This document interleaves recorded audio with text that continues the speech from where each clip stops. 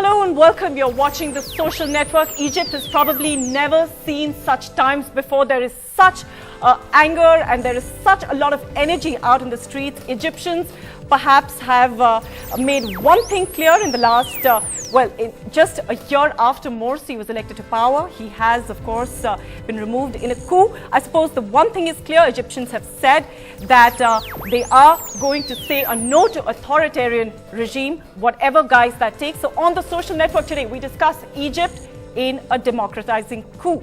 And you can tweet us live on our Twitter handle at TSN on NDTV. That's our Twitter handle. And we are joined on the show today by a young journalist from Cairo who will take us through what's happening in Egypt and what it all really means. But just before we introduce our panelists for the day, just want to quickly take you through some very, very interesting visuals. Now look at that visual. It's a picture that's put out on Twitter. It is from the BBC News.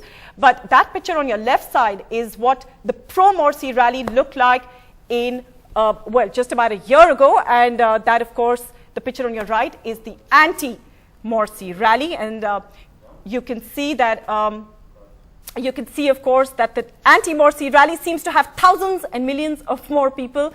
And let's also take a look quickly at what some of the other stuff on social media is about. Look at some of these pictures. That's on Pinterest. A lot of these pictures give a sense and a mood, really, of what Egyptians have really been saying. And one of the things they're saying is they're not going to stand for muzzling of speech. They're not going to stand for any more violation of human rights. And we'll also try and show you some of the pictures from Tumblr. Look at these absolutely fabulously, very, very telling pictures. That, of course, is what the anti-Morsi rally looked like on the night. And of course, it was yesterday that the coup happened. Just to quickly bring you a sense of what the developments are, Mansour, of course, he's the country's highest judge, has of course been sworn in as the interim president. And he has also said that he will reach out to the Muslim Brotherhood to try and work together to create a politically stable Egypt. But to talk a little bit more about that, we're joined in the studio by Shamsul Islam. He's a professor of the Delhi University. We're also joined on a video call by Hishan Alam. He's a journalist with Al Watan. He joins us from Cairo. Thank you, Hishan, for joining us. We'll also be joined in just a bit by Zainab Yassin. She's a member of the Freedom and Justice Party. She will be joining us from London. Hishan, of course, I want to start with you first.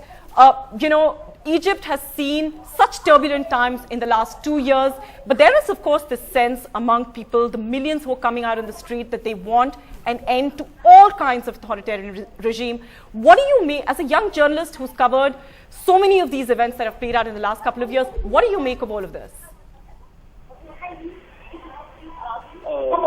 First of all, I'd like to say that the millions who supported the former president, Mohamed Morsi, through his loss to presidential elections, were not pro or supporting his program. They were just trying to support the Egyptian revolution of the 25th of January, standing against the candidate who is belonging to the ex-regime, President Marshal Ahmed Shafiq, who had run away after the elections to the United Arab Emirates. Through a year, and through this year, Egyptians have noticed the failure of the system and the fake reality about the Islamic project, which was called Resistance, Renaissance, Al-Nahda, the program of the Muslim Brotherhood. In less than 3 days, Egypt had moved from being under the Islamists to the hands of civilians. 3rd June, revolt succeeded to pass with Egypt and with Egyptians. This stage was the minimum loss. The shaky position of the United States toward its allies in Egypt, the Muslim Brotherhood, is not fully clear yet. The United States tried to clarify this popular movement as a military coup. Otherwise, Egyptian people see it as a public revolt supported by the army, which didn't get any obvious benefits yet. Okay.